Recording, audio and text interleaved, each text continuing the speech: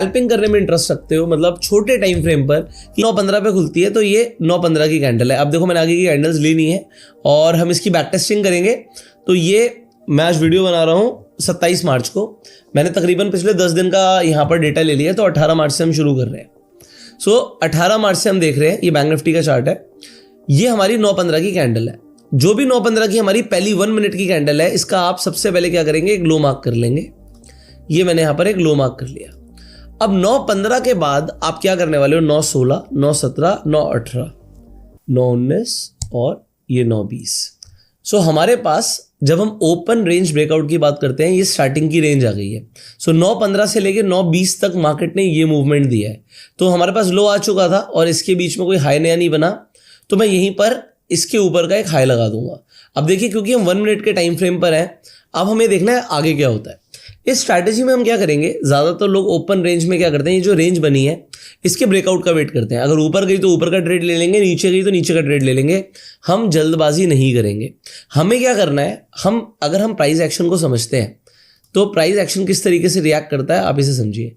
Price हो सकता है यहां से पहले ऊपर के लिए आपको एक ब्रेकआउट दे या फिर नीचे के लिए एक breakdown they, but price retest करने के लिए ऊपर आता है और फिर दोबारा से नीचे जाता है। तो जो हमारी ट्रेड बनेगी वो यहां पर कहीं बनेगी।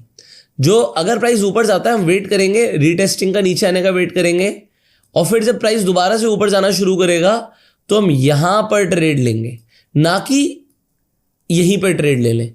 तो लोग ट्रैप क्या हो जाते हैं, ज्यादातर लोग वो इस ओपन रेंज के बाद ब्रेकआउट या ब्रेकडाउन के बाद तुरंत एंट्री लेते हैं, जो कि एंट्री आपको नहीं लेनी है। यहां पर आपको एंट्री लेनी है रीटेस्टिंग के बाद। So that will be the perfect setup. आगे बढ़ते हैं और देखते हैं कि क्या हुआ।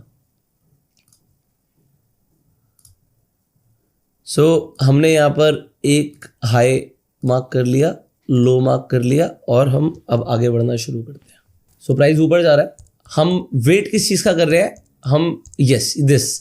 यहां पर हमारा जो प्राइस है, पहले उसने ब्रेकआउट किया और वापस से नीचे आ गया। आप यहां पे बोल सकते हो कि यहां पर इस प्राइस ने यहां पर आके रीटेस्ट किया है। और दूसरी कैंडल जो आपको फॉर्मेशन दिख रहा है, तो ये बुलिश कैंडल है। पॉइंट नंबर 2, ये वाली जो कैंडल थी, ये आपकी एक हैमर टाइप की कैंडल है।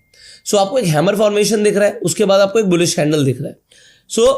अब आप यहां से क्या कर सकते हो, यहां से आप एक बुलिश एंट्री लेते हो, ठीक है। हम ये मान के चलते हैं कि यहां से हमने बुलिश एंट्री ली और हम यहां पर अपना रिस्क रिवॉर्ड रेशियो भी लगा देते हैं, ठीक है। मैंने यहां पर एक बुलिश एंट्री ली, ये मेरा एसएल हो गया, और मुझे कम से कम 1:3 का रिस्क रिवॉर्ड चाहिए।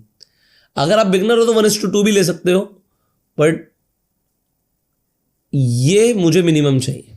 अब यहां से अगर मेरा प्राइस, ये मेरा एसएल है, तो मुझे 1:3 अगर देता है, मेरे लिए ये एक ट्रेडिंग सेटअप कंप्लीट हो जाएगा।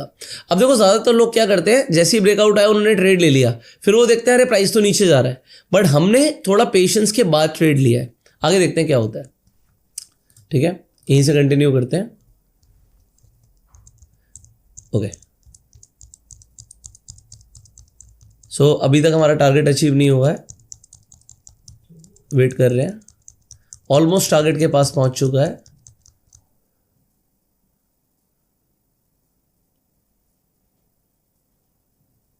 ऑलमोस्ट हो गया, आई थिंक सो। यहां पर आप देख सकते हो, इस कैंडल पर जाकर आपका यहां पर ट्रेड एग्जीक्यूट हो गया है और आपका 1:3 जो आपका रिस्क रिवॉर्ड के हिसाब से था, यहां पे आपको प्रॉफिट आ गया है। अब आप देखो इसमें टाइम कितना लगा। आपने जो ट्रेड लिया था, ये लिया था ऑलमोस्ट 10 बजे, और आपका ट्रेड यहां पर हो गया ऑलमोस्ट 2 घंटे के अंदर। तो 2 घंटे के अंदर आपको आपका प्रॉफिट मिल चुका है, and you are done for the day. आपका आज का काम हो चुका है।